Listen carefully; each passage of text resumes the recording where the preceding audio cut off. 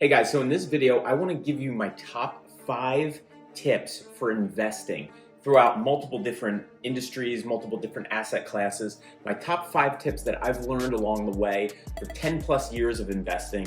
And I feel it's very important in this market that we're in, with this new economy that we're in regarding real estate, crypto, and the stock market. I'd like to go over my top 5. So stay tuned. We're going to hit on all 5 of them, of my personal experiences of my best tips.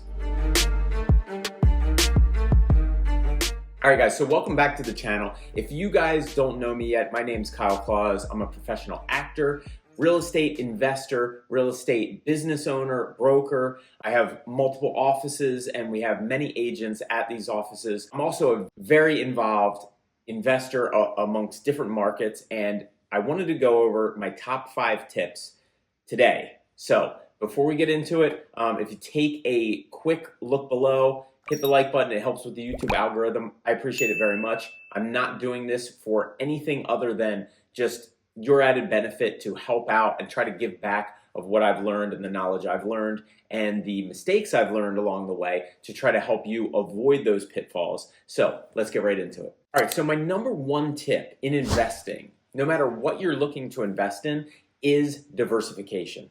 Now, some people might say, trust me on this, this is truthful experience. Yes, you may. Could you earn more money by dumping everything you have into one stock, into Apple stock back in 2000, the year 2000, if we had a crystal ball? Maybe you could, but here's the thing. To get that right, I don't think any human in history has been able to do that. So my experience and my advice, this is not financial advice, this is just what I've experienced along the way, is it's better to diversify amongst multiple topics in each individual industry. So for instance, if you're investing in real estate, could you go all in on an asset, on a appreciation play, buy something in New York City and hope it goes up faster than anything else? Now you're sitting on this piece of property that's worth more than anything else. Could, yes.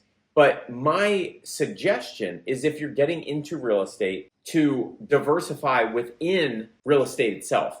What I mean by this is, look at cash flow properties. You might need to look outside of your area. For instance, in the New York, North and New Jersey area, you're not going to find too many cash flow properties unless they're dilapidated and you have to fix them up, or they're in up and coming areas that are a little, like outside of your range of where you feel comfortable. But you might look outside in different states, or where your hometown is from, or maybe right around where you're living now.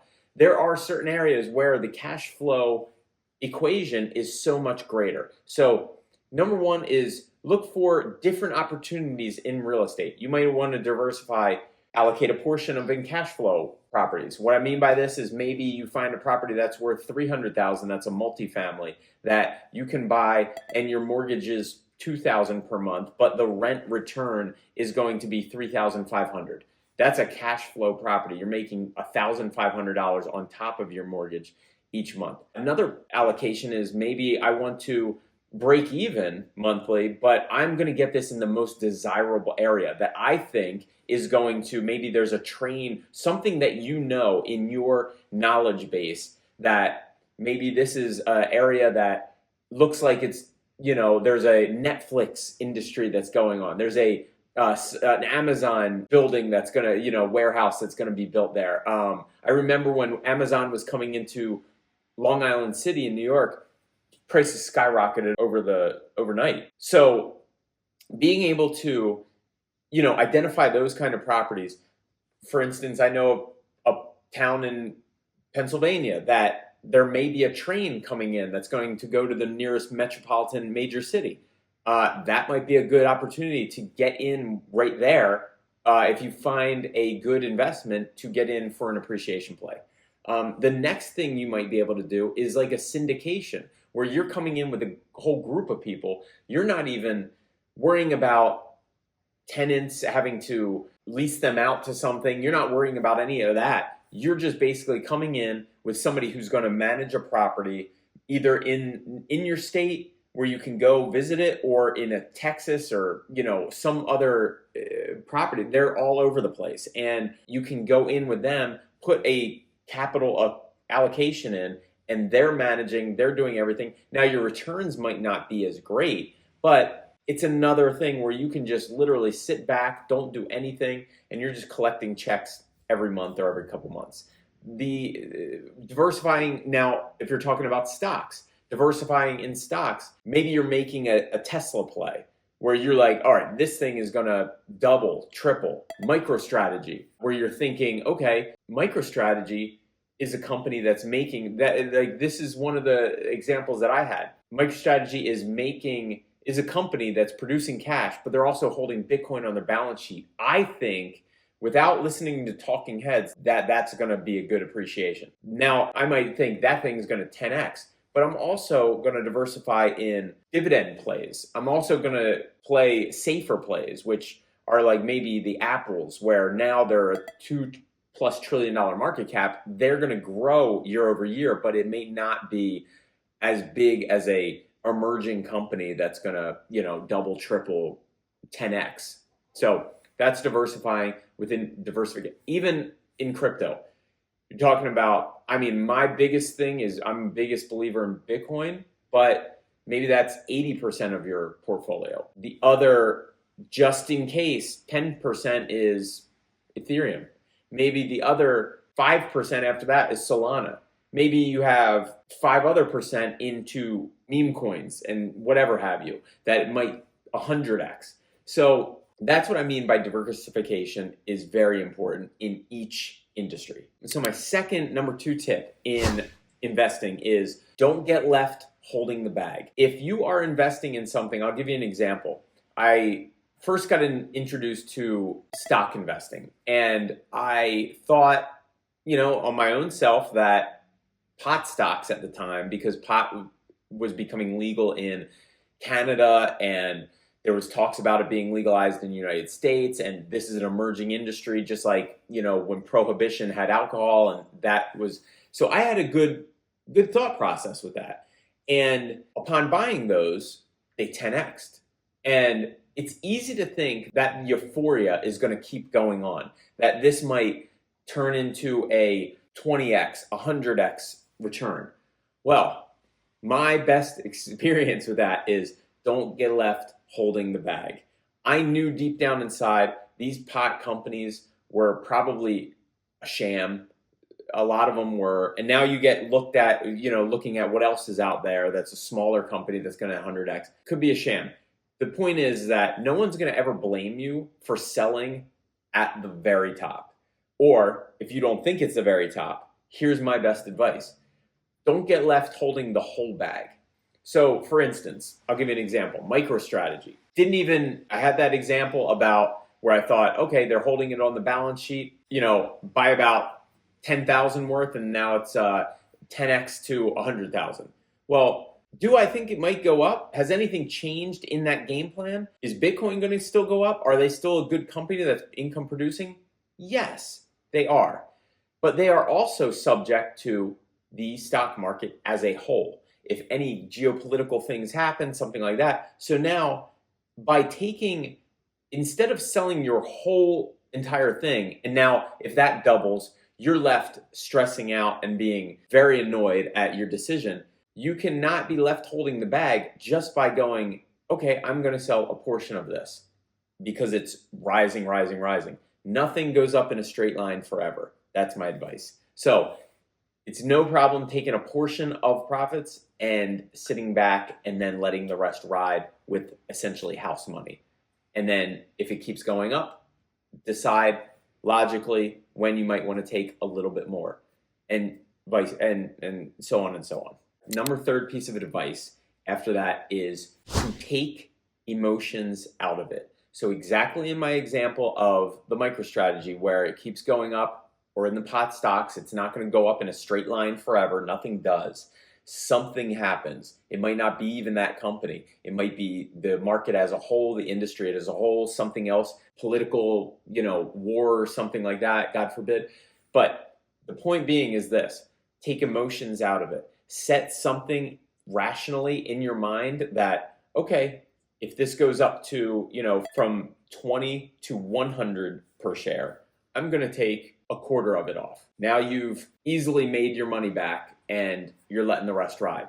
Now, if that goes up to 150 a share, I'm going to take another quarter off. Boom. Now, if that goes up to 200 a share, I may take off 10% more, and so on and so on, because eventually that will come down, and now your dollar cost average is going to be much better by doing it that way. And even if it doesn't come down, you still have are still allocated, and you still have some skin in the game, so you feel good about it. Okay, so now my number 4 piece of advice: don't listen to the talking heads. The talking heads are paid to talk. They will give their opinion on so many different things. Have you ever heard of the inverse Kramer? The inverse Kramer strategy, where everything Jim Cramer says on CSNBC, you go against it because he's wrong so many of the times. He's paid to talk. Now, use your own intuition on this. So don't listen to the talking heads. A couple of my best investments initially back in 2011, 2012 were Amazon and Netflix. And you know why? Because I thought, this Netflix is taking down Blockbuster. This is starting to go digital. That may grow.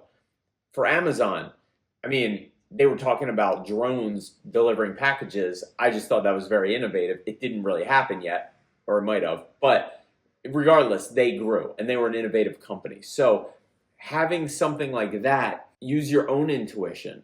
With MicroStrategy, thinking about it beforehand of going, Michael Saylor's buying up all this Bitcoin.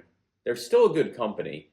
Their stock is very low and it hasn't gone up so much yet. If I think Bitcoin's going to raise, and using your own kind of hypothesis and your own thesis, I think Bitcoin's going to raise. Well, I think MicroStrategy is still a good company. They keep going up. They're a cash flowing company. Now put 2 and 2 together and don't listen to the talking heads thinking it's overvalued.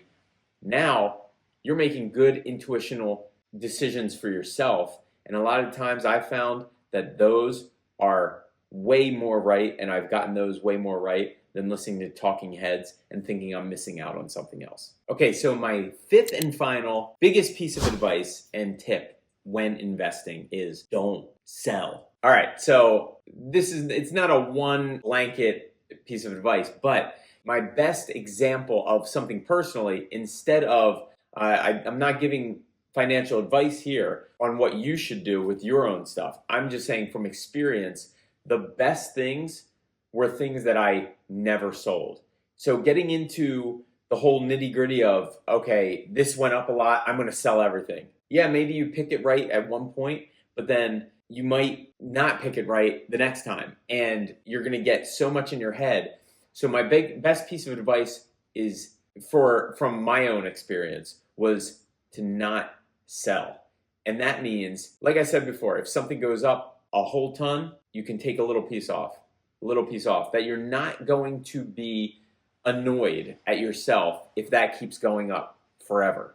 Something like Bitcoin, something like Apple stock, something. I've seen people friends of mine who have had invested 100,000 in Apple stock and it turned into $1 million and sold the whole thing, and then started trying to buy other things to make up more money. But instead, if they would have just done nothing, that Apple stock from $1 million would have doubled to $2 million and then some, without really having to do anything or stress or think or, make other mistakes. So my biggest piece of advice with that from my own experience, and not telling you what to do, is to take a real look and, other properties that I've had, that I've sold, that if I would have just waited for a year or two, they would have maybe doubled in price. Because really, over the long term, everything kind of keeps going up.